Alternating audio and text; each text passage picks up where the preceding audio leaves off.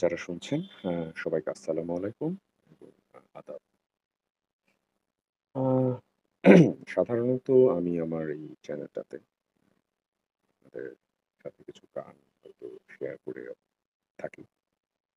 কিন্তু আজ আপনাদের আমার কিছু মনে কথা ছিল, যে কথাগুলো আমার মনে হলো আপনাদের সাথে শেয়ার করাটা উচিত। আর যেমনটি আমার এই চ্যানেলটার নাম, ইচ্ছে যেমন। তো ইচ্ছে করছিল আপনাদের সাথে এই কথাগুলো শেয়ার করি। তো যেটা বলতে চাচ্ছিলাম, একটা সময় পর্যন্ত কিছু অবিবেচক গোয়ার পুরুষতান্ত্রিক সমাজের ফলোয়ার বা যারা এরকমভাবে চিন্তা করত, ও ধরনের কিছু মানুষের মতে একটি সমাজের ক্ষুদ্র যে একক পরিবার, পরিবারের আহ, যে কোনো ক্রেডিট বলেন বা ফেলিয়ার বলেন, তার দায়ভার বেসিক্যালি বাবার উপর পড়ে। যেহেতু আমরা একটি পুরুষতান্ত্রিক সমাজে বাস করছি, সেহেতু সাকসেসের পুরোপুরি ক্রেডিটটা বাবার উপরেই যেত একটা সময় পর্যন্ত আমি বলবো। কিন্তু বর্তমান সময় মানুষজন চিন্তা ভাবনা অনেকটা পরিবর্তন হয়েছে, আধুনিক হয়েছে। কিছুটা হয়তো বলতে পারি যে আমরা হয়তো আরো বিবেকবান হয়েছি। আমরা হয়তো অনেক কিছু হয়তো এখন উম, বুঝতে শিখেছি। যে শিক্ষার ফলে হয়তো আমরা এখন বুঝতে পারছি যে একটি পরিবারে একটি বাবা যেরকম গুরুত্বপূর্ণ একটি ভূমিকা পালন করে, পরিবারের মূল এখন পর্যন্ত বেশিরভাগ পরিবারের মূল আ আয়ের উৎস হিসেবে। তেমনিভাবে একটি মা যদি প্রত্যক্ষভাবে আয়ের উৎস যদি নাও হতে পারে, সে যেভাবে আসলে পরিবারটিকে বেঁধে রাখে, যেভাবে একটি মা পরিবারটিকে আগলে রাখে, পরিবারের বিভিন্ন আমাদের নীতিকথা বা আমাদের ছোটবেলা থেকে বিভিন্ন শিক্ষা, যে জিনিসগুলো আমরা আমাদের মায়ের কাছ থেকে পেয়ে থাকি, এই জিনিসগুলোকে যদি আমরা ইগনোর করি বা অ্যাভয়েড করি, তাহলে বিশাল অন্যায়।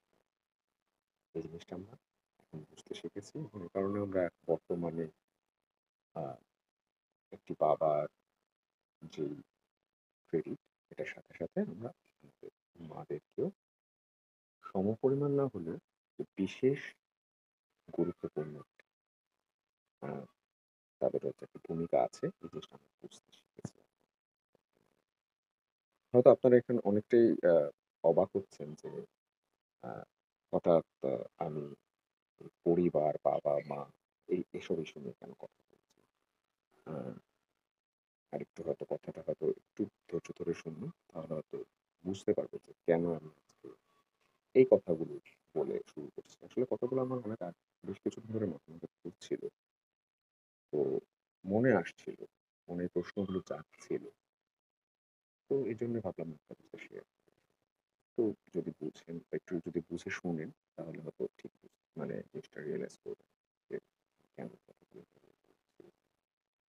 তো যেটা বলছিলাম যে ঠিক যেমনি একটা সমাজের সবথেকে ক্ষুদ্রতম একক পরিবার, সে পরিবারেও যদি কেউ একক কৃতিত্বের দাবিদার না হতে পারে, সেক্ষেত্রে একটি দেশ, যেটা আমাদের সমাজের এত বৃহৎ একটা অংশ, সেই দেশটা কিভাবে আমরা যেকোনো একটা গোষ্ঠী মিলে স্বাধীন করতে পারি? এবং কিভাবে আমরা শুধুমাত্র একটি গোষ্ঠী বিজয় অর্জন করতে পারি? একটি বাবার যেরকম একটি পরিবার গোছাতে, সে যেন নিশ্চিন্তে বাইরে, ঘরের বাইরে আমাদের জন্য কাজ করে অর্থ উপার্জন করে আনতে পারে, সেই সাপোর্টটা কিন্তু একটা মায়ের কাছ থেকে পায়। একটা মা যদি আ পরিবারটাকে ঠিকমতো আগলে না রাখতো, একটা বাবা কিন্তু এভাবে নিশ্চিন্তভাবে সে বাসার পুরো দায়ভার, পুরো মানে টেনশনটাই মার উপর সঁপে দিয়ে সে কিন্তু নিশ্চিন্তভাবে বলব, সে তার বাইরের চিন্তা বিভিন্ন জিনিস হয়তো হিউজ একটা প্রেশার ডিল করতে পারে। কিন্তু যদি ওই বাবার মাটার যদি সাপোর্টটা না পায়, ওই বাবাটা কিন্তু একা কিছু করতে পারে না। বা তার জন্য হয়তো একা করাটা অনেক বেশি মাত্রায় কঠিন একটা কাজ হয়ে যায়। ওই পরিবারটাকে সুন্দর করে। তো তেমনিভাবে মানে একটি দেশের আমরা যে একটা যুদ্ধ করে বিজয় নিয়েছি, হ্যাঁ? একটি পরিবারের যেরকম হেড বাবা, তার ক্রেডিট কোনোভাবেই ছোট করার না। তেমনিভাবে আমি বলব যে মেক্সিমাম ক্রেডিট অবশ্যই এই বীর মুক্তিযোদ্ধাদের। তাদের অর্জন ছোট করার কোনো ওয়ে নেই। আসলে কেউ যদি মুখে যদি ছোট করার মতো কথা বলেও থাকে, কেউ আসলে ইতিহাসকে পরিবর্তন করতে পারবে না। তো সেক্ষেত্রে আসলে কেউ চাইলেও আসলে তাদের কখনো কেউ মানে ছোট করতে পারবে না। ইতিহাসে তাদের নাম স্বর্ণাক্ষরে লেখা আছে, থাকবে সবসময়। কিন্তু এরই সাথে, সাথে আমি বলতে চাই যে আমি এই ধরনের যদিও আমি অনেক ছোট ওই হিসাবে যেখানে অনেক বড় ব্যক্তি আছেন যারা যুদ্ধ করেছেন, আমি যুদ্ধ দেখিনি। বাট যতটুকু শুনেছি, পড়েছি, জেনেছি,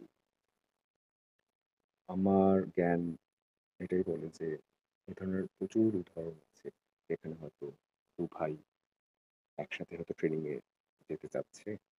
২ জনেরই মুক্তিযুদ্ধে যাওয়ার, পার্টিসিপেট করার একই রকমের আগ্রহ।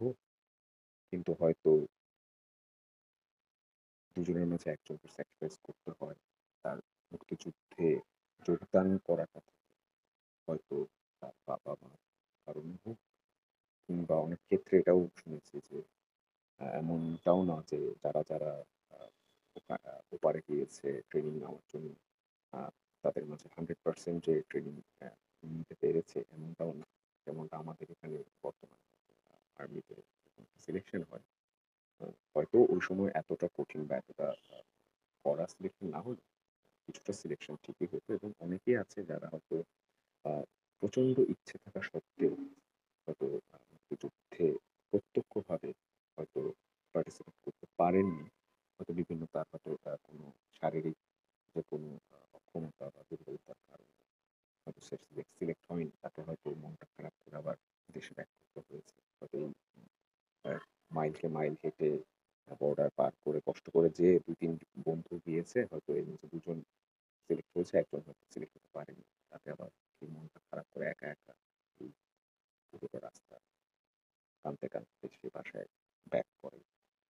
আমরা সেসব বাবা-মাকেই বা কিভাবে তাদের ক্রেডিটটাকে ছোট করি বা তাদের ক্রেডিট না দিয়ে থাকি যারা যেসব বাবা-মা তাদের নিজেদের জীবনের সবচাইতে মূল্যবান সম্পদ দেশের জন্য স্যাক্রিফাইস করেছেন বলতে চাচ্ছি তাদের সন্তানকে। প্রচুর বাবা-মা আছেন যারা হয়তো জানতেন বা বুঝতে পারছেন বা হয়তো এই ধরনের একটা মেন্টাল প্রিপারেশন তাদের মধ্যে ছিল যে আমার সন্তান যে যুদ্ধে যাচ্ছে ও হয়তো নাও আসতে পারে। আমরা এটুকু জানি যে যেকোনো বাবা-মার জন্য সবচাইতে বড়, সবচাইতে বড় সম্পদ হলো তাদের সন্তান। আসলে ভাষায় বলে আসলে বোঝানো সম্ভব না যে একটা বাবা-মার কাছে তার সন্তানের মূল্য কতটুকু। তো সেই সন্তানটাকে যখন একটা বাবা-মা স্যাক্রিফাইস করে দেশের জন্য, সেই স্যাক্রিফাইসটাকে আমরা কিভাবে মূল্য দিব? সে হয়তো ডিরেক্ট মুক্তিযোদ্ধা না, কিন্তু মুক্তিযোদ্ধার বাবা, মুক্তিযোদ্ধার মা বা মুক্তিযোদ্ধার ভাই। তারপরে এটা না হয় ডিরেক্ট মুক্তিযোদ্ধাদের কাছের মানুষজনের স্যাক্রিফাইস এর কথা বলছি। এছাড়াও এরকম প্রচুর কথা শুনেছি। প্রচুর ঘটনা শুনেছি অ্যা যে মুক্তিযোদ্ধারা যে গ্রামে যেত যেকোনো অপারেশনের কারণে যেখানে থাকতে হতো, গ্রামের মানুষজন নিজে খেয়ে না খেয়ে মুক্তিযোদ্ধাদের জন্য খাবার ব্যবস্থা করতেন। তাদের যথাসম্ভব সিকিউরিটির ব্যবস্থা করতেন। ইভেন অনেক ক্ষেত্রেই দেখা যায় যে প্রাণের ভয় না করে তাদের কাছে সংবাদ পাঠানোর জন্য আ অনেক কিছু করেছেন। হ্যাঁ, এবং বিভিন্ন রকমের গোয়েন্দা তথ্য দিয়ে হোক, খাবার দিয়ে হোক, কি মোরাল সাপোর্ট দিয়ে হোক। হয়তো প্রত্যেকটা মানুষের পক্ষে প্রত্যক্ষভাবে হয়তো সম্ভব হয়ে ওঠেনি। পরোক্ষভাবে কিন্তু তারা ঠিকই যুদ্ধে অংশগ্রহণ করে গিয়েছেন। কিছু স্বাধীনতা বিরোধী গোষ্ঠী বাদে। এবং আমার বিশ্বাস যে এই গোষ্ঠীটা হয়তো খুবই নগণ্য ছিল। যদি আমি সর্বোপরি যদি আমি বিবেচনা করি। তো সেক্ষেত্রে এই নগণ্য এই গোষ্ঠীটা ছাড়া বাকি প্রত্যেকটা জায়গার, প্রত্যেকটা স্তরের, প্রত্যেকটা মানুষ এদেশে তারা চেষ্টা করেছে তার নিজ অবস্থান থেকে মুক্তিযোদ্ধাদের যতটুকু সম্ভব সাহায্য করা। এবং আমার মনে হয় যেসব মুক্তিযোদ্ধারা আমার কথাগুলো শুনছেন, আ যদি কোনো ভুল বলে থাকি আমাকে দয়া করে ক্ষমা করবেন। কিন্তু আপনারা কি এটা অস্বীকার করতে পারবেন যে সেই মানুষগুলোর সাপোর্ট ছাড়া এই যুদ্ধটা জয় করা এতটা সহজ হতো না কখনোই আপনাদের জন্য। আমি আপনাদের ক্রেডিটকে কখনোই ছোট করছি না। মুক্তিযোদ্ধারা ডিরেক্ট ফাইটার। এক আম কেউ যদি পরোক্ষভাবে সাহায্য করে ওটা পরোক্ষই। আর প্রত্যক্ষই। আমাকে ভুল বুঝবেন না দয়া করে। কিন্তু শুধু মুক্তিযোদ্ধারা হয়তো দেশটাকে পুরোপুরিভাবে স্বাধীন করতে পারত না। যদি না সর্বোপরি সর্বস্তরের মানুষজন যার জায়গা থেকে মুক্তিযোদ্ধাদের সব দিক থেকে যতটুকু সম্ভব সাহায্য যদি না করত। আমরা তাদের এই সাহায্যটাকে কি আমরা ছোট করে দেখতে পারি? যদি সৈনিক যদি শব্দ দিয়ে মুক্তিযোদ্ধাদের পাশে সাপোর্ট দেয়, তাহলে যেসব মানুষরা নিজের খেয়ে না খেয়ে মুক্তিযোদ্ধাদের খাবারের ব্যবস্থা করছে, তাদের থাকার ব্যবস্থা করছে, তাদের আমরা ক্রেডিট দিব না? তাদের মোরাল সাপোর্ট দিচ্ছে। একটা ছোট গ্রামের ছোট বাচ্চাদের জন্য মুক্তিবাহিনীর একজন সৈনিক ছিল, তার জন্য চাইল্ড হিরো। এই সম্মানটুকু একটা মুক্তিযোদ্ধারা আমাদের দেশের সব মানুষজনের কাছ থেকে পেয়ে এসছি। মানে এটা যে একটা কত বড় ইন্সপিরেশন এটা হয়তো তারাই সবচাইতে ভালো বলতে পারবেন। তো এই ইন্সপিরেশন গুলো ছাড়ার আসলে এই দেশটা এত সহজে হয়তো স্বাধীন হতো না। তো আমি কোনোভাবেই মুক্তিযোদ্ধাদের অবদানকে ছোট করছি না। কিন্তু এরই সাথে ওইসব মানুষকেও ছোট করতে চাই না। যেমনটা ঠিক আ আমি আমার পরিবারের ক্ষেত্রে বললাম যে, আমার বাবার অবদানকে হাইলাইট করতে যেয়ে আমি আমার মার অবদানকে অসম্মান যাতে না করি। এই জায়গাটাতে যেরকম আমাদের একটু সচেতন থাকা উচিত। আশা করি আ আপনারা বুঝতে পেরেছেন এতক্ষণে যে আমি আসলে কেন এই কথাটা বলতে চাচ্ছি। এবং মুক্তিযোদ্ধাদের সালাম দিয়ে এবং তাদের প্রতি অফুরন্ত সম্মান, শ্রদ্ধা জ্ঞাপন করে বিদায় নিচ্ছি। আশা করি মুক্তিযোদ্ধারা যে স্বপ্ন নিয়ে যুদ্ধে ঝাঁপিয়ে পড়েছিলেন, সেরকম একটি দেশ তারা তৈরি করতে পারবে বলে তারা স্বপ্ন দেখেছিলেন। সেই স্বপ্নের দেশটা আমরা গড়ে তুলতে পারি।